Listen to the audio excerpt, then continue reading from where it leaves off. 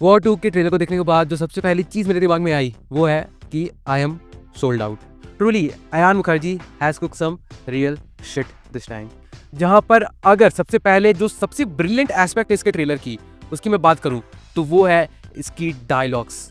And जिस तरीके से both junior NTR and Hrithik Roshan ने इन सारे डायलॉग्स को डिलीवर किया है ना, इट्स जस्ट पीक। और देखो कहीं ना कहीं वॉर 2 के टीजर ने हमें कई ज़्यादा हद तक डिसअपॉइंट किया था, जिसमें से मेनली कारण थे उस टीजर के VFX और CGI। और यहाँ पर भी ऐसे कई सारे सीन्स सच में नोटिस होने लग रहे हैं जहाँ पर VFX और CGI भले अगेन से कमज़ोर है, लेकिन उसके बावजूद भी इस पूरे ट्रेलर की जो ओवरऑल वाइब है ना वो फैंटास्टिक है। एंड इस पार्टिकुलर ट्रेलर ने मेरे लिए इस फिल्म की हाइप को बढ़ा कर रख दिया है। And I am totally sold out for this film. And अभी तक अगेन से मैं कह रहा हूँ, जितने भी प्रमोशनल मटेरियल आउट हुए थे ना कूली के, इस अकेले ट्रेलर ने उन सारी चीज़ों को सरपास कर दिया है फॉर मी। मतलब एक चीज़ की मैं तारीफ ज़रूर से करना चाहूँगा कि इस ट्रेलर में हमें एक्शन सीक्वेंसेस किस किस मायनों में होने वाले हैं और कैसे कैसे होने वाले हैं उसके हिंट्स और उसके कुछ ग्लिम्पसेस दिखा दिए गए हैं, लेकिन बहुत सारी चीज़ों को छुपा कर रखा गया है। और जहाँ तक कहानी की बात है ना, वो भी बहुत ज़्यादा हद तक समझ में नहीं आ रही है अभी भी। हाँ, भले हम इतना कह सकते हैं कि both junior NTR and Hrithik Roshan, they are both patriot and they are both loyal to their country, लेकिन मे बी उनके पर्सपेक्टिव और उनके सोचने का तरीका अलग है। But their goal is one, to protect India. अब भले उस चीज़ को उस मुकाम तक पहुंचाने के लिए ये लोग किस तरीके के रूट से होते हुए जाएंगे वो तो हमें फिल्म देखने के बाद ही समझ में आएगा। और आखिर ये दोनों क्यों एक दूसरे से लड़ रहे हैं ये राज भी फिल्म को देखने के बाद ही हमें पता चलेगा। बट हाँ, अगेन से मैं यही कहूँगा, this trailer is definitely good. और चलो हम ये भी मान लेते हैं कि अभी जितना भी टाइम बचा है इस फिल्म को रिलीज़ होने में, उतने टाइम में इस फिल्म की जो पोस्ट प्रोडक्शन है वो और बेहतरीन तरीके से हो जाए, या फिर जो भी कमियां इस फिल्म में हमें अभी भी देखने को मिल रही है ना, उसे भी मेकर्स बहुत अच्छे तरीके से प्रेजेंटेबल बना दे।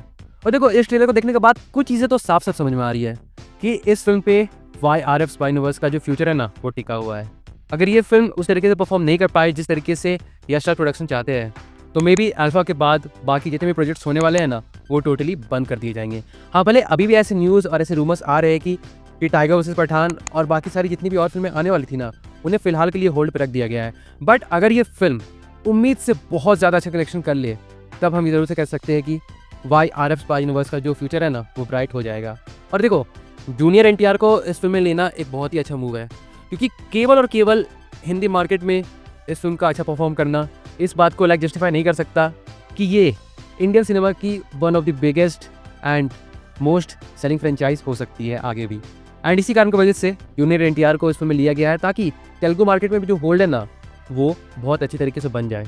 और देखो जब ये डिसीजन आउट हुआ था ना कि जूनियर एनटीआर को इस फिल्म में लिया जाएगा, तब उसे देख के बहुत लोगों का ये स्टेटमेंट आया था कि हाँ, Yash Raj wants to capture pan India market. लेकिन अगर देखा जाए तो ये चीज़ केवल और केवल स्टार्स पर डिपेंड नहीं करती है, क्योंकि स्टार्स ज़्यादा से ज़्यादा फर्स्ट डे या फिर वीकेंड तक ही ऑडियंस को अट्रैक्ट करके थिएटर में ला सकते हैं। लेकिन उसके बाद जो चीज़ें ऑडियंस को अट्रैक्ट करेगी वो होगी इस फिल्म की कहानी, इस फिल्म के एक्शन सीक्वेंसेस, और ये फिल्म ओवरऑल ऑडियंस को किस तरीके से एंगेज रख पाती है through out the running time. और जहाँ तक ट्रेलर की बात है तो यस, ट्रेलर इज प्रॉमिसिंग।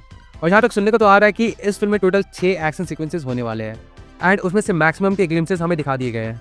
बस देखना ये है कि उसे किस तरीके से कोरियोग्राफ किया गया है और किस तरीके से जब वो स्क्रीन पे हमारे सामने आएगा तो हम उसे अच्छे तरीके से परसीव कर पाएंगे या फिर नहीं, क्योंकि इस फिल्म के जो स्टेक्स है ना वो ऑलरेडी बहुत ज़्यादा हाई है।